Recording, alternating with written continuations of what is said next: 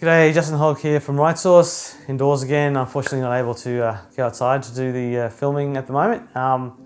But what I wanted to share today with this crisis that we're all sort of working through at the moment is there's a couple of learnings that it would be good to capture. I mean, I think there's some things in terms of businesses have learned or had to adapt very quickly to some changes in their operations to continue that, make sure they survive, but also to continue their operations and hopefully reach the other side. In some respects, it's a little bit, I'm sure there's people out there who say, I told you so, in terms of having these processes in place before these crises happen. But where you don't have them in place, well, it's a great time to capture your learnings and put these things in place for the next time a crisis happens. And I just want to touch on two of these areas today. The first one is in terms of being able to do change management and specifically rapid change management. So where you need to implement something quickly, but you still want to do it in a way that minimizes the risk to the organization. So normally a change management process, again, this is sort of diving into the governance of an organization. Best practice is always, have some documentations, have the process documented, have people responsible for steps of it. And quite often, there's a very large planning element that's put into it. Now, this has been changing in recent years to more agile type of a process where there's less planning before you start and more planning during the process.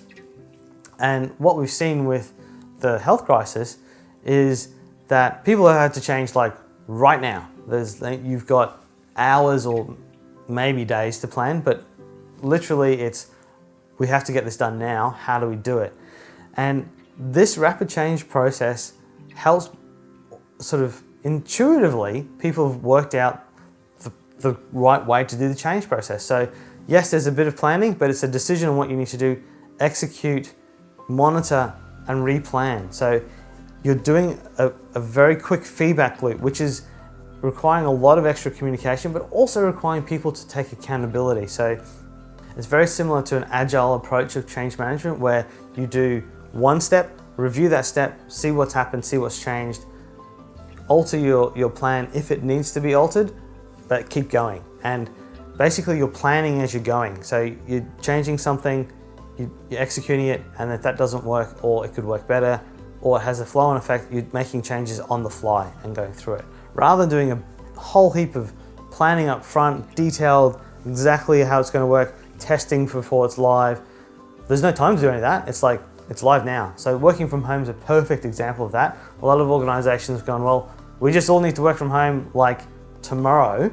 How do we get that done? There's IT infrastructure to get in place. There's workplace health and safety. There's how do we communicate? How does the office work? How does the culture work? And effectively, it's like deal with each of the problems as they come up in a priority. And most organizations are getting there with that. Some organizations that I've been working with hadn't even thought about the cloud yet. They still had their old servers on-premise, and they've had to go through a very rapid change of moving their data onto the cloud, doing a risk management process around that, and it's all worked. And why it's worked is because they've brought the people in, they've given people accountability to get the job done, and if they've just let them get the job done, they're focusing on where things aren't working rather than trying to check that everything works. I think that's a great learning for organizations, and what I'd like to see come out of it is that you capture what you've learned in terms of the process so that your organization can become more agile. So when there is a change in the industry or there's a change in the way you want to do processes, that you can adapt using the learnings you've learned now, so that effectively, rather than taking a year to implement a new process, you can do it in a month, which would have massive benefit to your business. The other area that I think has been a big learning for organizations, and some organizations you think would already have this in place, is business continuity planning. So a plan of, well, if there's a crisis, what do we do?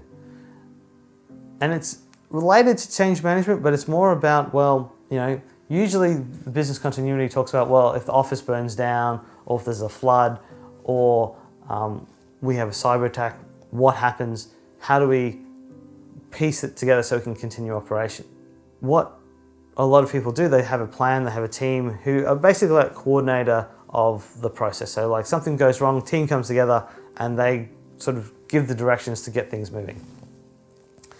With the health crisis happening and all of a sudden lockdown happening, a lot of businesses didn't have this process in place. So it was like, well, what do we do? Who can do this? So there's a little bit of working that out and having to effectively work out your business continuity plan as you're executing it. But that's what we've all done. We've all had to go through that process now. So we've all effectively done a business continuity process. So now as things are stabilizing to a degree, it would be good to capture that and say, well, if there is another crisis or if there is another lockdown in the future, what are the steps that we're going to follow? And it shouldn't be that hard because you just look back at what you've done and capture what you've done and maybe have a little bit of a think of, was there things that you could have done better?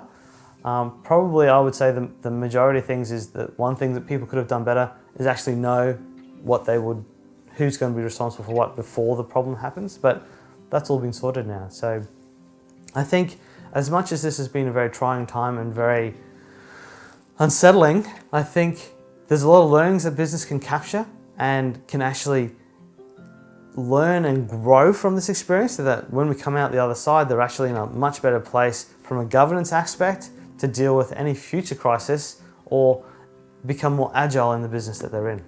So that's it for today. I hope you enjoyed the discussion on what we might be able to learn in another current crisis.